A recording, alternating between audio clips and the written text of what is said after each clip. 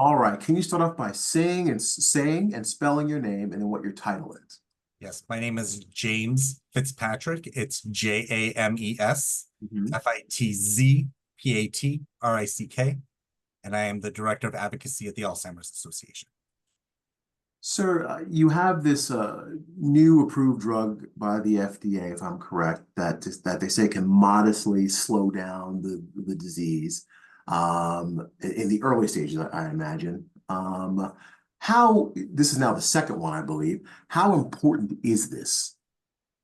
Well, considering that we didn't have anything until a couple of years ago, this is amazing. The fact that research has been able to produce two treatments in just the last couple of years is fantastic, and it allows people with Alzheimer's to get more time. More time is what we want.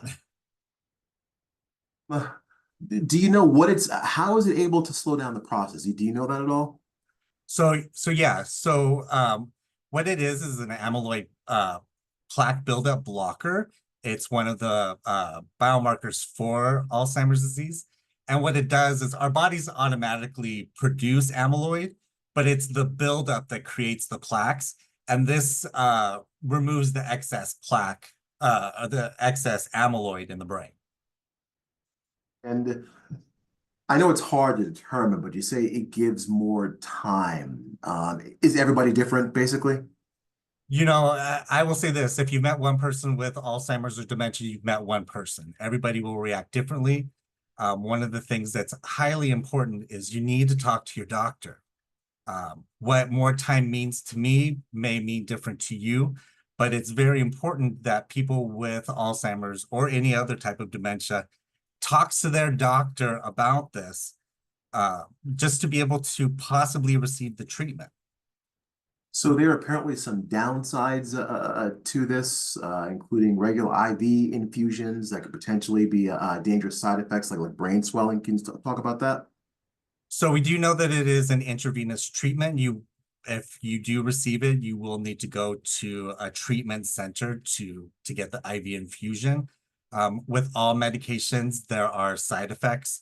I mean, you can take an aspirin and it could affect you differently than somebody else. We do know that in some people, there has been brain swelling, brain bleeds. Uh, but this is why it's important to talk to your doctor. So according to some media reports, they're saying that when I talked about time, they said the Eli Lilly, or the Lilly drug, can be potentially 7 months. I mean, for a family, that's huge. It is huge. I mean, with dementia, it's a progressive disease. And when we talk about more time, it's relative to the individual. I would love to have more cognition to be able to do what I want to do in my life, as well as help my family uh, make choices that I want. And this, 7 months may not seem like a long time to some, but for somebody with dementia, it is only about time.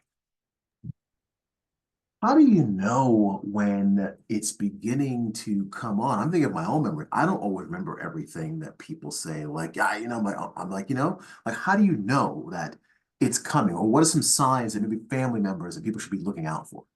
So one of the things is looking at our activities of daily living. If things start to be off, you may notice, looking at most people think that Alzheimer's disease is just forgetting.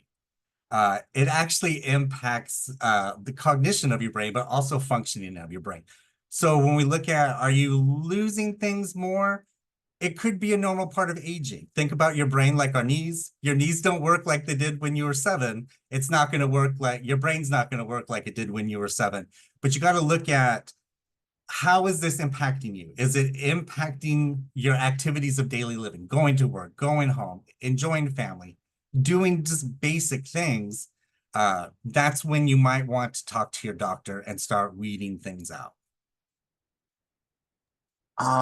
Okay, just a couple more questions, and I will let you go again. I appreciate some of your time. Oh, of course.